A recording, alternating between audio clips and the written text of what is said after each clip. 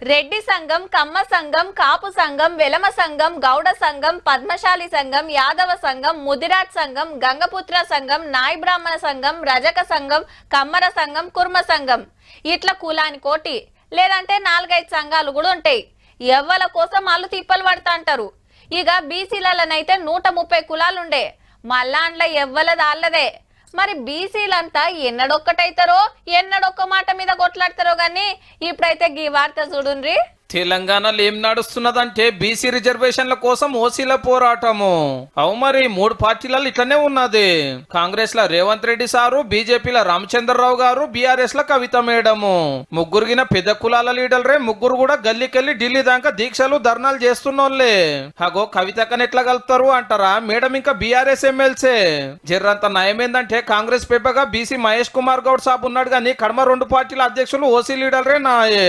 కాకుంటే జనాభాల ఉన్న బీసీల కోసం రామచంద్రరావు సార్ అన్న మాట్లాడుతున్నాడు కానీ కేసీఆర్ సార్ అయితే సప్పు లేదు. ఓబీసీ రిజర్వేషన్లను అడ్డుకోవడానికి ముస్లిం రిజర్వేషన్లను అడ్డం పెట్టుకుంటున్నారు. ఇది బీజేపీ అడ్డుకోవడానికి చేస్తున్న ప్రయత్నం.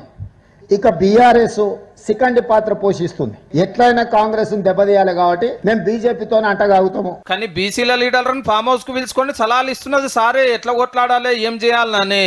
రేపు కరీంనగర్ లో పెద్ద మీటింగ్ అన్నారు, వాయిదా వేసిండ్రు. ఏమైందో ఏమో మరి. ముంగల ఈలాగు పడ్డా వెనకాలన్నది అయితే అధ్యక్షుల వారే.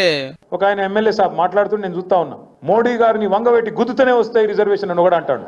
ఈ గుద్దుడేంది తన్నుడేంది ఈ పని గాడబోతారు ఎవడన్నా పోయి. ఇవాళ ఏం సాధించారు మరి? ఓసీలకు సరిపోను 10% ఈడబ్ల్యూఎస్ రిజర్వేషన్ ఉన్నది కాబట్టి ఇక బీసీలకు 42% కోసం కొట్లాడుతున్నారు అన్నట్టు. ఏళ్ళకేళ్ళు ఎన్నో పోరాటాలు చేసిన బీసీ సంఘాల లీడర్లు కూడా పార్టీలతోటే నడుస్తున్నారు ఇప్పుడు. ఈ ముచ్చటి ఇట్లుంటే నిన్న ఢిల్లీ జంతర్ మంతర్ ధర్నా చేసిన సర్కారోళ్ళు ఇలా రాష్ట్రపతి మేడాన్ని కలుద్దామంటే అపాయింట్మెంట్ ఇవ్వాలి. బీజేపీనే బీసీలకు న్యాయం చేస్తుంది.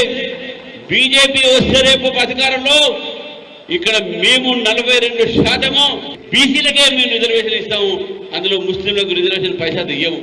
ఓ దిక్కు సర్పంచ్ ఎలక్షన్లు ఉరికొస్తున్నాయి. అలా బీసీలకు ఎక్కువ పదవులు రావాలని గీతీల తనలాడుతున్న ఓసీ లీడర్లను తారీఫ్ చేయవలసిందే పో.